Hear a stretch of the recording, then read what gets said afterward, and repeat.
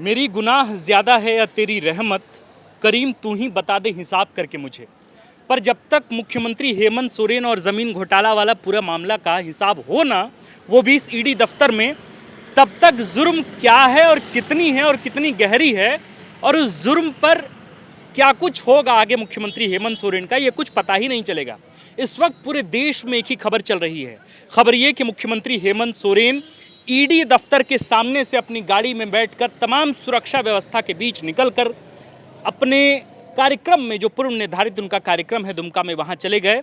लेकिन मुख्यमंत्री हेमंत सोरेन ईडी के दफ्तर नहीं पहुंचे। हमारे साथ आसिफ है तमाम और भी ज़्यादा जानकारियों के साथ।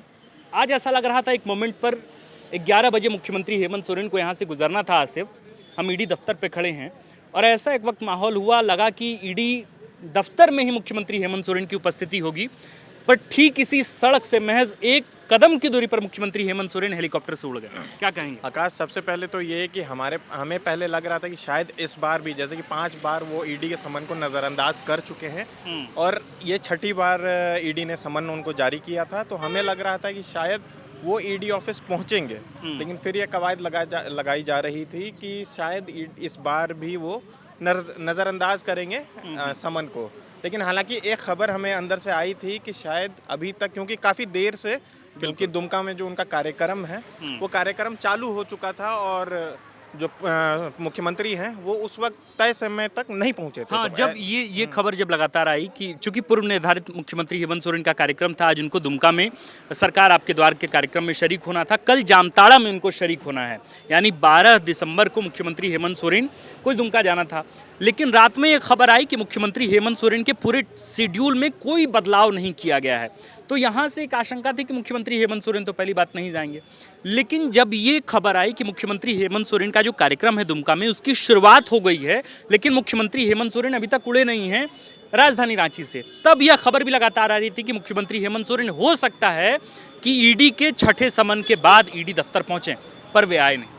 हाँ, जैसे कि अभी हम लोग सुरक्षा बल से बात कर रहे थे, तो उन्होंने बताया कि अभी जस्ट 20 से 25 मिनट पहले वो यहाँ से गुजरे हैं। तब तक हमें आशंका लगाई जा रही थी और हमें अंदर से खबर भी आई थी कि वो दुमका के कार्यक्रम में शामिल नहीं होंगे, और वो इस वजह से कयास ये थी कि वो 6ठे समन पर ईडी ऑफिस पहुंच सकते हैं।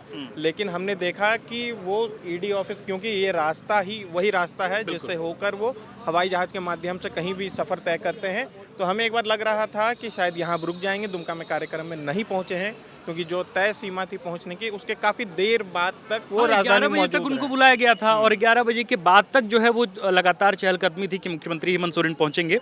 बहरहाल कई लोगों के जहन में, कई दर्शकों के जहन में भी आसिफ एक बड़ा सवाल ये भी होगा कि आखिर ये आरोप क्या है मुख्यमंत्री हेमंत सोरेन पर कि उनको बार बार लगातार समन कर बुलाया जा रहा है। आज मुख्यमंत्री जब नहीं पहुंचे हैं, तब बाबूलाल मरांडी का भी बयान सामने आया है, तब भारतीय जनता पार्टी का बयान सामने आया है। जाहिर है कि झारखंड में भारतीय जनता पार्टी के सबसे बड़े नेता बाबूलाल मरांडी हैं, उनका बयान सामने आया है। एक बार मैं चाहूँगा आसिफ कि एक बार फिर से आप दर्शकों को बताएं कि वो आरोप क्या हैं जिन आरोपों की वजह से मुख्यमंत्री हेमंत सोरेन को लगातार समन किया जा रहा है। ये जो समन ईडी के द्वारा भेजा गया था वो ज़मीन घोटाले से संबंधित था और इस पे पहले भी 5 बार समन भेजा जा चुका है। पहली बार उन्हें अगस्त महीने में समन भेजा गया था, 15 अगस्त को, ठीक स्वतंत्रता 14 अगस्त को, और वो बताया था कि 15 अगस्त को चूंकि कार्यक्रम है, जानबूझकर उनको डिस्टर्ब करने के लिए ईडी पे उन्होंने एक निशाना साधते हुए ये भी कहा था कि शायद ईडी जो है वो अपने आकाओं के इशारे पर काम कर रही है, क्योंकि यह सबको ही को पता होता है कि 15 अगस्त से पहले किसी भी सीएम के पास उनका जो शेड्यूल होता है वो काफ़ी व्यस्त होता है। तो ऐसे में जानबूझकर उन्हें परेशान किया जा रहा है। और साथ ही साथ उन्होंने ये कहा कि मेरी जो भी चल अचल संपत्ति से जुड़े जितने भी दस्तावेज है मैंने पहले ही एजेंसी को दे दिया है, तो इसके बाद सारी जानकारी एजेंसी के पास है, इसके बावजूद मुझसे क्यों, मतलब ये जानबूझकर एक तरह से उनका कहना है कि आसिफ, एक तो जो पूरा मामला इनके खिलाफ चल रहा है, मुख्यमंत्री हेमंत सोरेन के खिलाफ, मुख्यमंत्री हेमंत सोरेन के खिलाफ जो आरोप हैं वो आरोप ये हैं, ईडी भी ये आरोप लगा रही है कि जो बड़गाई अंचल है, रांची का बड़गाई अंचल, उसमें ज़मीन की खरीद बिक्री जो है वो अवैध तरीके से चल रही है। ईडी का साफ साफ कहना है कि झारखंड में एक सिंडिकेट काम करता है और वो सिंडिकेट अवैध ज़मीन को वैध तरीके से, उसको लीगलाइज करके ज्यादा मूल्य पर बेचता है। इस पूरे मामले को लेकर अब तक झारखंड में 14 बड़े बड़े लोगों की गिरफ्तारी हुई है, कई बड़े लोग हैं, और उसमें रांची के उपायुक्त, पूर्व उपायुक्त भी हैं, छवि रंजन की गिरफ्तारी इसमें हुई है। ये जो पूरा मामला है, इस पर नगर निगम ने पहले एफआईआर दर्ज किया, ईडी ने इस पर छानबीन करनी शुरू की, और फिर मुख्यमंत्री हेमंत सोरेन को लगातार क्रमवार तरीके से 6 समन किया गया है। सवाल ये भी है आसिफ कि आज मुख्यमंत्री हेमंत सोरेन के खिलाफ बाबूलाल मरांडी का फिर बयान सामने आया है। बाबूलाल मरांडी ने साफ तौर पर कर दिया है कि कानून व्यवस्था को कायम करने की जिस व्यक्ति पर जिम्मेदारी है, वही व्यक्ति ईडी के पास नहीं जा रहा है। आज हमने ये देखा कि बाबूलाल मरांडी ने एक बयान जारी किया जिसमें कहा कि उन्होंने सीधे सीधे इस्तीफा की मांग कर दी है। उन्होंने राज्यपाल को कहा है कि सीएम पद से मुख्यमंत्री हेमंत सोरेन को बर्खास्त कर देना चाहिए। और दूसरे तरफ जो राज्य के राज्यपाल हैं सीपी राधाकृष्णन, उन्होंने भी एक बात कही है।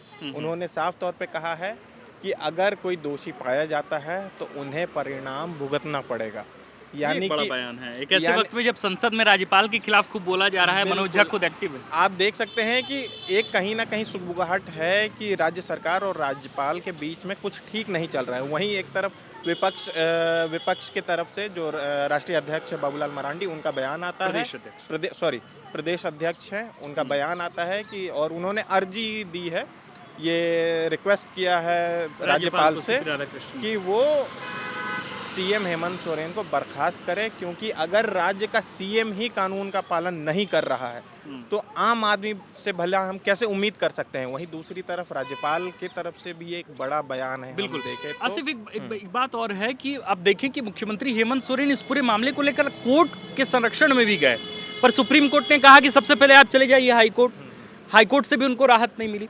अब आखिर आगे जो सब कुछ होना है वो भी ऐसे वक्त में जब महज कुछ महीने बाद लोकसभा के चुनाव होने हैं, जब उसके ठीक कुछ महीने बाद जो है विधानसभा के चुनाव होने हैं, और एक ऐसे वक्त में जब मुख्यमंत्री हेमंत सोरेन का लगातार टाइट बिजी शेड्यूल है। आप देखें तो 24 जिले में मुख्यमंत्री हेमंत सोरेन को सरकार आपके द्वार कार्यक्रम में शरीक होना है।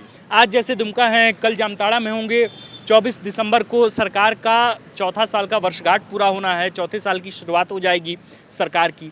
ऐसे में मुख्यमंत्री समय भी नहीं निकाल पा रहे हैं और वे कह रहे हैं कि जानबूझकर उनको ईडी परेशान करी। आगे क्या कुछ हो सकता है? क्या इसके बारे में आपको कोई विशेष जानकारी है कि ईडी के पास क्या कुछ अलग अधिकार होंगे इस पर कुछ ऐसे में क्या होता है कि अगर कोई जब ईडी समन जारी करती है और जिस भी व्यक्ति को समन जारी करती है, अगर वो तय मतलब कि समन के अनुसार वो नहीं पहुंचता है, तो ऐसे में क्या है कि ईडी उनसे एक जवाब मांगती है कि जो जायज़ जवाब हो उसे प्रदान करना पड़ता है ईडी को, चाहे वो चिट्ठी लिख कर करे या किसी तरीके से करे। उसके बाद ईडी दोबारा से एक समय तय करती है कि इस तारीख को आपको आना है, फिर से एक नया समन जारी होता है। अगर 3 बार अगर कोई भी व्यक्ति अगर ईडी के समन पर पेश नहीं होता है तो ऐसे में ईडी कार्रवाई कर सकती है, कोर्ट में एक अर्जी डाल सकती है और एक गैर जमानती वारंट भी जारी कर सकती है, जिसके तहत किसी भी व्यक्ति को गिरफ्तार तक किया जा सकता है। यानी कि ये हालांकि नियम के अनुसार ये 3 बार अनदेखी करने पर है, लेकिन यहाँ पे जो झारखंड के मुख्यमंत्री हैं वो 6ठी बार भी समन जारी के 6ठी बार भी वो हाजिर नहीं हुए हैं। तो ऐसे में वे मुख्यमंत्री हैं और जाहिर है कि मुख्यमंत्री अपने प्रोटोकॉल के हिसाब से काम भी कर रहे हैं। लगातार वे कानून के संरक्षण में कई बड़े बड़े वकीलों से भी बात कर रहे हैं इस पूरे मामले को लेकर। आसिफ, एक आखिरी जानकारी जो मुझे लगता है कि दर्शकों को बतानी ज़रूरी है कि जब हम लोग ये वीडियो रिकॉर्ड कर रहे थे या रिकॉर्ड कर रहे हैं, तब इसी दौरान मुख्यमंत्री हेमंत सोरेन के कार्यालय का एक व्यक्ति जो है वो यहाँ पहुँचता है। शायद बंद लिफाफे में उन्होंने जानकारी दी होगी कि आज वे नहीं आ पाने में सक्षम होंगे। संभवतः ये बात अब जब हम लोग यहाँ से जाएंगे तो इस पर विशेष जानकारी और आ पाएगी, लेकिन इस वक्त जब हम लोग ये वीडियो रिकॉर्ड कर रहे हैं, महज इस वीडियो की शुरुआत के 5 सेकंड पहले संभवतः सीएम हेमंत सोरेन के दफ्तर का एक व्यक्ति जो है वो यहाँ पे आए हुए थे।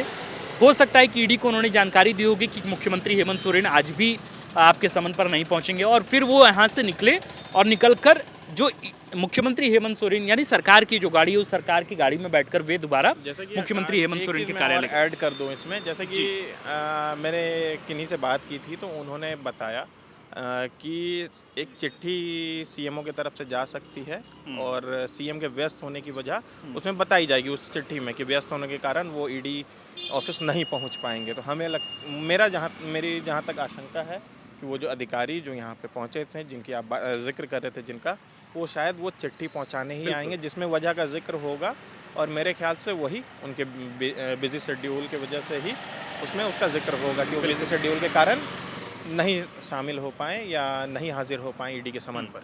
चलिए, तो ये पूरी बातचीत थी, है ना।